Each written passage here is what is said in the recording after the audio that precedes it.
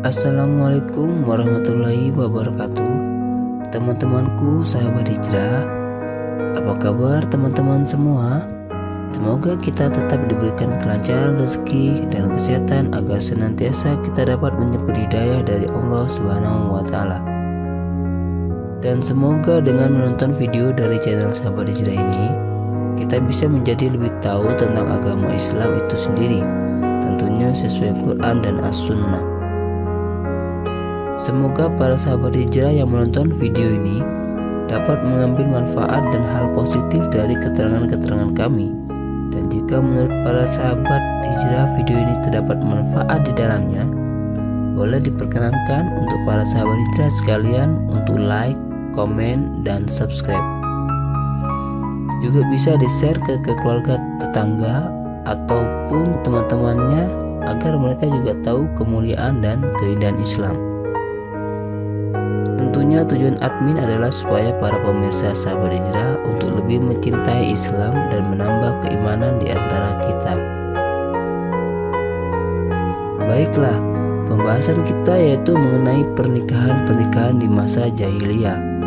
Setidaknya ada 4 model yang umum pernikahan di masa jahiliyah sebelum datangnya Islam. Kisah ini diriwayatkan oleh Ibunda Aisyah radhiyallahu ta'ala anha yang diriwayatkan oleh Al-Bukhari dalam Sahihnya. Yang pertama adalah istibda. Istibda itu sendiri ialah seorang suami yang membawa istrinya kepada orang yang diinginkannya untuk disetubuhi. Nauzubillah. Seorang suami tersebut membawa istrinya kepada para kalangan pemimpin dan pembesar di daerah tersebut yang mempunyai banyak kelebihan seperti mempunyai keberanian dan kedermawanan. Tentunya karena suami tersebut tidak mempunyai kelebihan semacam itu. Itulah kenapa suami tersebut membawa istrinya kepada para pembesar itu. Hal ini tidak lain karena seorang suami tersebut ingin mempunyai anak atau ingin memperbaiki keturunan dan berharap anaknya menjadi seperti orang yang diinginkannya tersebut. Al-Bukhari meriwayatkan dari Ibunda Aisyah radhiyallahu anha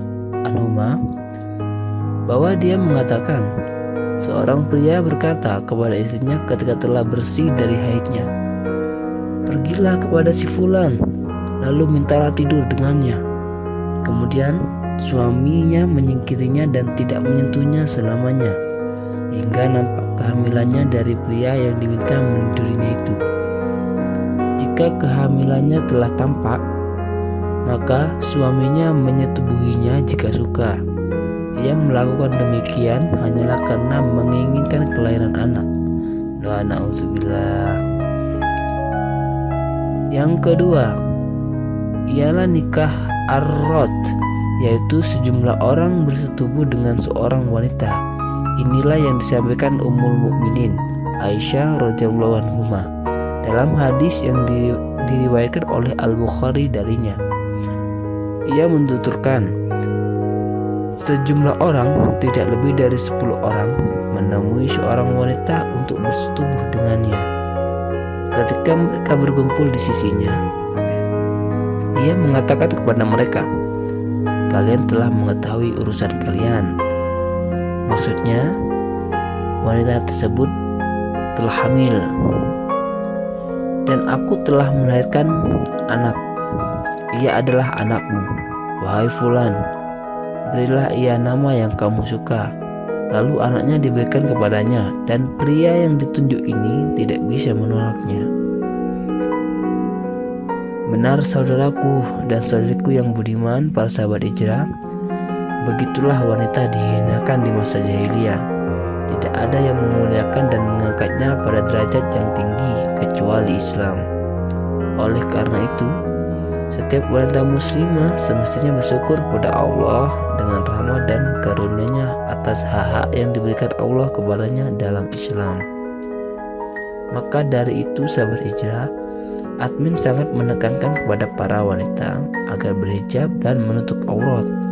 Islam datang dan diutusnya Nabi Muhammad SAW itu salah satunya untuk memuliakan wanita dan menghargai wanita dan menghapus penghinaan-penghinaan terhadap perempuan.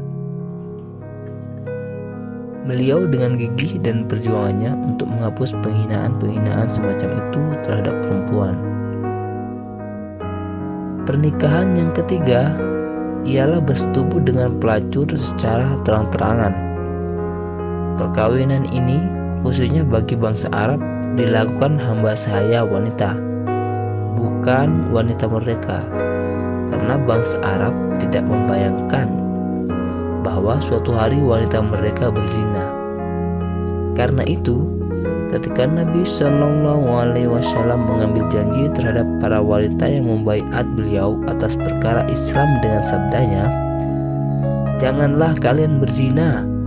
Maka seorang dari wanita mereka bertanya, "Apakah wanita merdeka berzina?" Tidak terlintas di benak kaum wanita dan pria dalam masyarakat Arab bahwa wanita mereka akan berzina. Inna lillahi wa inna ilaihi raji'un atas keadaan kaum muslimin sekarang ini. Al-Bukhari meriwayatkan juga dari Ummul Mukminin Aisyah radhiyallahu anha bahwa dia mengatakan tentang perkawinan ini, orang banyak berkumpul lalu mendatangi seorang wanita. Ia tidak menolak siapa saja yang datang kepadanya. Mereka adalah pelacur yang menancapkan bendera di depan pintu rumah mereka sebagai tanda. Siapa yang menginginkan mereka, ia boleh mendatangi mereka. Jika salah seorang dari mereka hamil dan melahirkan bayi yang dikandungnya, maka kaum pria yang pernah menidurinya dikumpulkan kepadanya, dan mereka memanggil al-qafah untuk mereka. Qafah adalah seorang yang mempunyai ilmu qafiyah, yaitu seorang yang mempunyai ilmu untuk menentukan ayahnya hanya dengan melihat wajah, tangannya, kakinya, ataupun tubuhnya yang mempunyai kemiripan terhadap bayi tersebut. Kemudian mereka menyambungkan anaknya kepada orang yang mereka lihat memiliki kemiripan. Lalu wanita itu memberikan anak itu kepadanya, dan ia dipanggil dengan menyebut nama anaknya, seperti Abu Fulan yang berarti ayah si Fulan. Ia tidak dapat menolak hal itu. Pernikahan yang keempat ialah pernikahan yang sebagaimana dilakukan manusia pada hari ini. Seseorang meminang kepada laki-laki lainnya, seorang wanita yang berada dalam perwaliannya atau putrinya. Lalu ia memberikan mahar kepadanya. Kemudian wali menikahkannya dengannya. Seperti itulah pernikahan-pernikahan di masa jahiliyah. Saat Nabi Shallallahu Alaihi Wasallam diutus dengan membawa kebenaran, beliau membatalkan semua pernikahan jahiliyah tersebut, kecuali nikah yang dilakukan manusia pada hari ini, seperti pernikahan nomor 4 tadi yang kami jelaskan. Dengan pernikahan-pernikahan semacam itu, kita bisa melihat sehina apa dan tidak ada harganya wanita di zaman tersebut. Dan alhamdulillah, dengan diutusnya Nabi, semua berubah menjadi lebih baik. Demikian pembahasan kali ini para sahabat hijrah. Semoga para sahabat hijrah bisa mengambil manfaat dan pengetahuan dari video-video kami. Saya mengakui bahwa kebenaran hanya pada Allah dan Rasul-Nya. Jika terdapat kesalahan, maka itu murni dari saya pribadi dan syaitan. Allah dan Rasul-Nya terbebas dari semacam itu. Insya Allah kita akan berjumpa lagi dengan video-video tentang Islam ke depannya. Semoga Allah merahmati. Wassalamualaikum warahmatullahi wabarakatuh.